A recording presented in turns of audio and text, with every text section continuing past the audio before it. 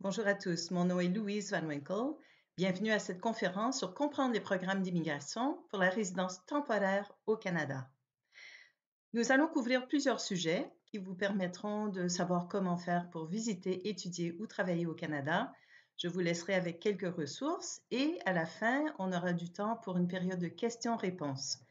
Si vous suivez cette conférence en direct le 18, 19 ou 20 novembre 2021, je vous invite à commencer à poser vos questions dès que possible dans la partie questions et réponses sur votre écran.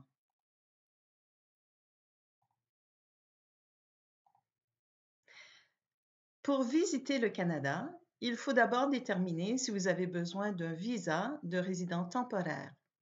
Ce sera selon votre pays de nationalité, le pays qui aura émis le passeport avec lequel vous allez voyager au Canada.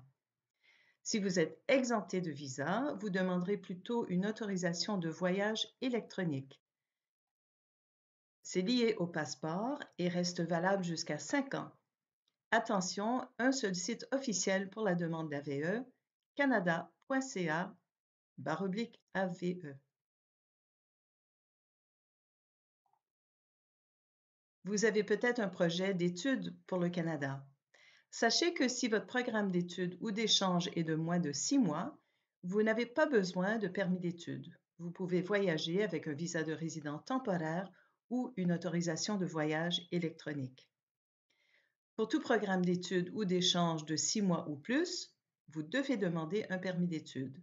Ceci est valable à tous les niveaux. Donc, pour les enfants qui vous accompagnent au Canada, il faudrait aussi un permis d'études pour les niveaux primaires et secondaires.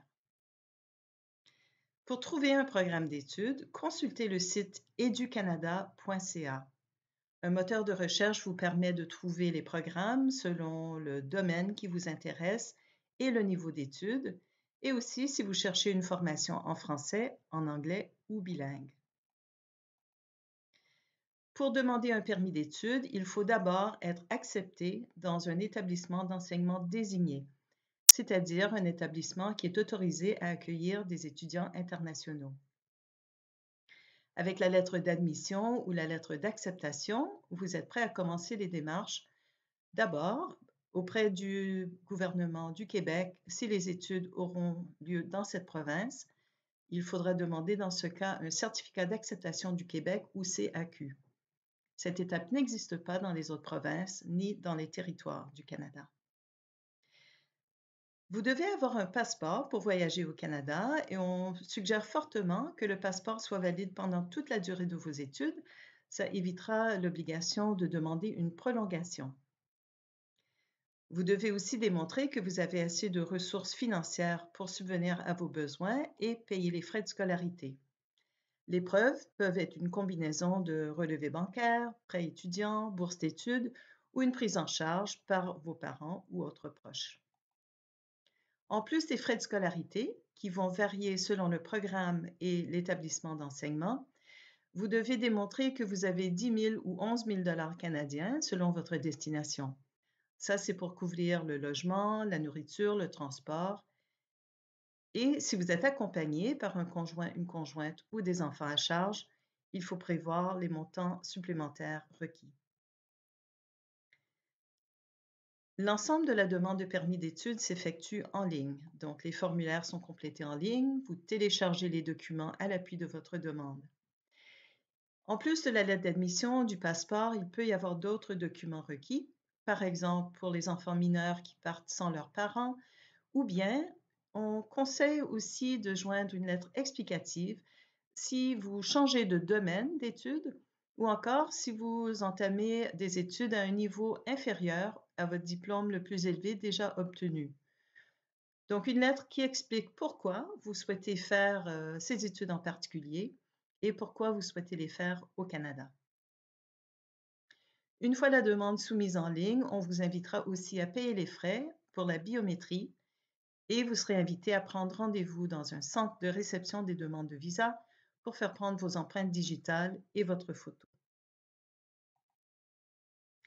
Il est possible de travailler pendant ses études au Canada, simplement avec le permis d'études, du moment où celui-ci est valable pour un programme de 6 mois ou plus, qui mène un diplôme ou un certificat canadien. Ça vous permet donc de travailler sur le campus, mais aussi jusqu'à 20 heures semaine hors campus et à temps plein pendant les congés.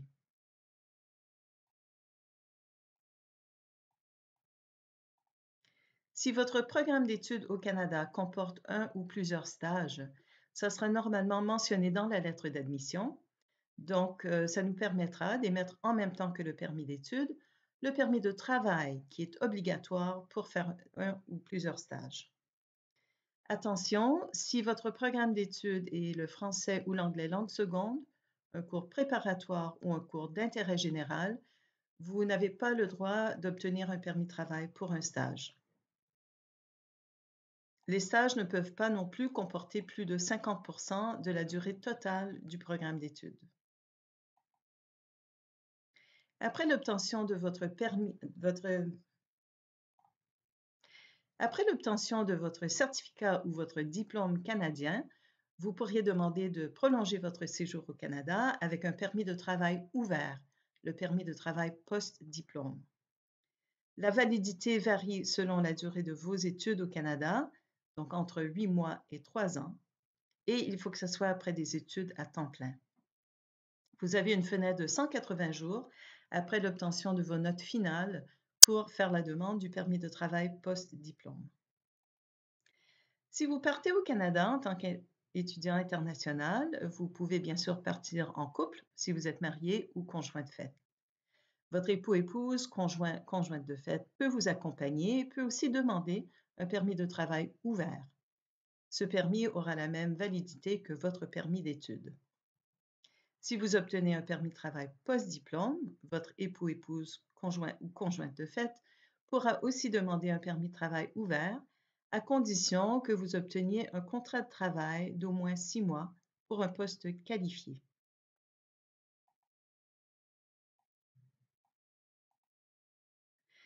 Si votre projet pour le Canada est de travailler temporairement, il y a plusieurs possibilités pour l'obtention d'un permis de travail temporaire. J'aimerais commencer avec une notion qui sera importante, que vous allez entendre souvent dans le contexte des demandes de permis de travail temporaire ou encore la résidence permanente. Et même pour l'inscription à Destination Canada Forum Mobilité, on vous a demandé d'identifier votre expérience selon la Classification nationale des professions du Canada, la CNP. C'est une façon de décrire et de classer les différentes occupations au Canada par secteur, mais aussi par niveau de compétence ou niveau de complexité. Vous entendrez aussi à certains moments référence aux postes qualifiés. Il s'agit des niveaux 0A ou B de la CNP, c'est-à-dire les postes de gestion ou de supervision, les postes professionnels qui nécessitent en général une formation post-secondaire universitaire, ou bien les postes de niveau B, les postes techniques et encore les métiers spécialisés. D'autres programmes encore s'appliquent aux postes semi ou peu qualifiés. Pour les permis de travail, il y a deux programmes, le programme des travailleurs étrangers et le programme de la mobilité internationale. Sous le programme des travailleurs étrangers, pour protéger le marché du travail au Canada, on demande à l'employeur de démontrer qu'il n'a pas pu embaucher malgré ses efforts de recruter au Canada. Il doit donc démontrer qu'aucun citoyen canadien ou résident permanent n'était disponible pour prendre le poste. Comme vous voyez, il y a des frais assez importants et ça peut prendre plusieurs mois puisque les efforts de recrutement doivent être démontrés. Le deuxième programme, le programme de mobilité internationale, dispense de l'étude d'impact sur le marché du travail. L'employeur n'a donc pas à démontrer pourquoi il vous embauche plutôt que de prendre un citoyen canadien ou un résident permanent. Il peut directement vous faire l'offre d'emploi. Les frais sont moindres et ça peut être un gain de temps également. La logique derrière les différentes exemptions de IMT sont soit qu'il y a des opportunités réciproques pour les Canadiens qui ont l'occasion de travailler à l'étranger, ou bien qu'il y a un avantage pour le Canada. Je vais développer dans quelques instants l'information sur Expérience internationale Canada, les accords de mobilité des jeunes qui sont réciproques. Les candidats déjà sélectionnés par une province ou un territoire en vue de devenir résidents permanents dans le programme des candidats des provinces peuvent obtenir un permis de travail sans EIMT. Sous certains accords internationaux, on facilite la mobilité des professionnels ou techniciens dans certains services spécialisés. Et on reconnaît l'avantage qu'apporte au Canada la venue d'entrepreneurs qui vont établir une filiale, par exemple, les spécialistes qui sont mutés au sein d'une société, ou encore le volet mobilité francophone que je vous expliquerai également dans un instant. Expérience internationale Canada concerne les accords de mobilité des jeunes, jeunes de 18 à 35 ans et ressortissants de plus de 30 pays avec lesquels le Canada a des accords réciproques. Parmi les pays francophones, on peut citer la France, la Belgique, la Suisse, le Luxembourg et depuis peu l'Andorre. Plus de 30 pays, donc pas encore tous les pays au monde, bien sûr, mais vous voyez ici sur la carte, la map monde, les différents pays qui ont actuellement des ententes avec le Canada. Expérience internationale Canada, ou EIC, est divisée en 3 catégories. Vacances-travail, où on n'a pas besoin d'avoir d'offre d'emploi, et ça peut être valide jusqu'à 24 mois. Vous aurez compris donc que c'est un permis de travail ouvert. La catégorie jeunes professionnels, où il faut une offre d'emploi dans son champ de compétences et avec une notion de développement professionnel. En général, il s'agira de postes qualifiés, donc de niveau 0A ou B de la classification nationale des professions. Troisième et dernière catégorie, stage coop international, valable aussi jusqu'à 24 mois. Les conditions sont d'être étudiant et d'avoir une offre de stage au Canada. Selon le pays, l'âge peut varier. Certains pays ont voulu limiter à 30 ans. La durée du permis peut aussi varier selon votre pays de nationalité, tout comme le nombre de participations pour chaque individu. Et puis chaque année, les pays s'entendent avec le Canada sur le nombre de places et la répartition parmi les 3 catégories.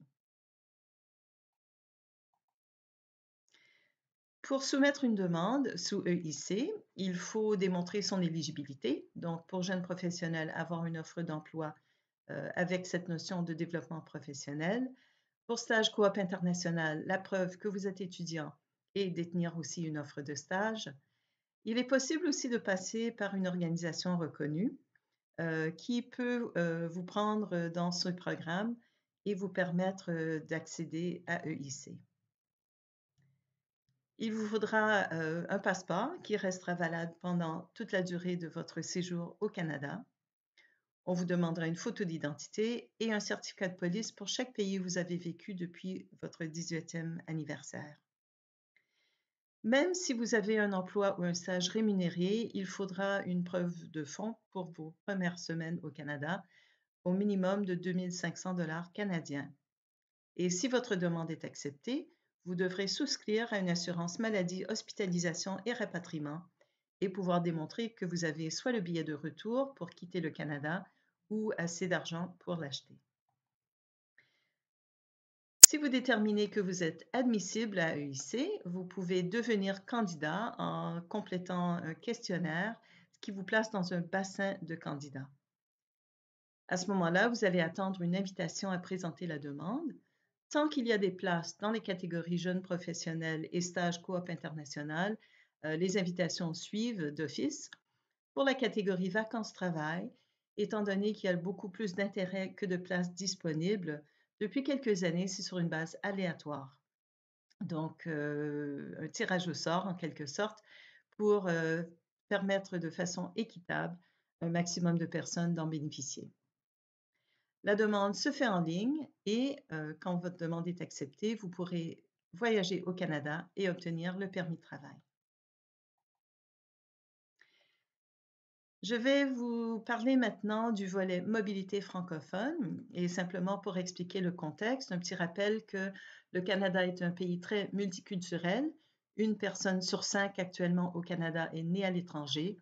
C'est aussi un pays bilingue avec le français et l'anglais comme langues officielles. Et donc, pour maintenir ce bilinguisme, On encourage fortement les personnes qui maîtrisent bien le français à considérer l'ensemble du Canada comme destination, puisqu'il y a des communautés francophones très dynamiques et très accueillantes à travers le Canada. Vous trouverez plus de renseignements sur canada.ca/immigration franco. Donc, cette exemption de IMT, toujours sous le programme de mobilité internationale, est spécifique aux personnes dont le français est la langue d'usage, donc pas forcément votre langue maternelle, mais une langue que vous maîtrisez à un niveau au moins intermédiaire avancé. Et il faut aussi, pour pouvoir faire la demande, avoir une offre d'emploi pour un poste qualifié dans une province ou un territoire autre que le Québec. Quelle que soit la raison de l'exemption de IMT, sous le programme de la mobilité internationale, les démarches sont communes. Donc, ça commence avec l'employeur qui doit soumettre l'offre d'emploi via le portail de l'employeur en donnant des renseignements sur son entreprise, sur le poste, le salaire, les conditions d'emploi et en donnant les coordonnées aussi du candidat retenu. Il y a des frais de conformité et tout ça lui donne un numéro d'offre qu'il va vous transmettre pour que vous puissiez faire votre demande de permis de travail en ligne. La validité d'un permis mobilité francophone, par exemple, cela la durée du contrat ou l'expiration du passeport selon la première date. Si vous avez un poste qualifié, et un contrat de 6 mois ou plus, ça permet à votre conjoint ou conjointe de demander un permis de travail ouvert. Lorsqu'on approuve une demande de permis d'études ou de permis de travail, on ne vous envoie pas déjà le permis même, on vous envoie une lettre d'introduction par voie électronique, donc on vous encourage à consulter régulièrement votre compte IRCC. Si un visa est requis, vous recevrez les instructions pour nous faire parvenir votre passeport. Si vous êtes exempté de visa, on émettra automatiquement l'autorisation de voyage électronique qui reste valide 5 ans, sauf si vous changez de passeport. Vous allez donc imprimer et présenter la lettre d'introduction au point d'entrée, donc quand vous arrivez aux douanes au Canada, et c'est là que le permis d'études ou le permis de travail vous sera remis. Très brièvement, j'aimerais évoquer l'impact de la COVID-19. C'est une situation qui évolue, mais pour l'instant qui évolue dans le bon sens. Donc, depuis mars 2020, il y a effectivement des restrictions de voyage et des mesures sanitaires mises en place par le gouvernement du Canada pour protéger la santé des Canadiens et des résidents du Canada. Depuis le 7 septembre 2021, par contre, les ressortissants étrangers peuvent à nouveau voyager au Canada sans avoir à démontrer que c'est pour une raison essentielle, mais à condition d'être entièrement vaccinés. Attention, c'est entièrement vacciné selon les normes canadiennes. Donc, sur le site que vous voyez ici à l'écran, voyage.gc.ca/voyage-COVID, vous aurez la définition d'entièrement vacciné, la liste des vaccins et du nombre de doses qui sont reconnues. Et vous aurez tous les renseignements sur ce qu'il faut faire avant, pendant et après votre arrivée au Canada. Je vous laisse maintenant avec quelques ressources. Le site essentiel, c'est bien sûr le site d'IRCC, d'Immigration, Réfugiés et Citoyenneté Canada, canada.ca/immigration. Si vous avez une demande en cours et vous souhaitez communiquer avec IRCC, il faut utiliser le formulaire web, donc à l'adresse ici, canada.ca/contacter-IRCC. Pour être au courant des nouveautés et de nos activités également, je vous invite à nous suivre sur les réseaux sociaux. Vous avez ici les comptes Facebook et Twitter d'IRCC ainsi que de notre équipe à Destination Canada.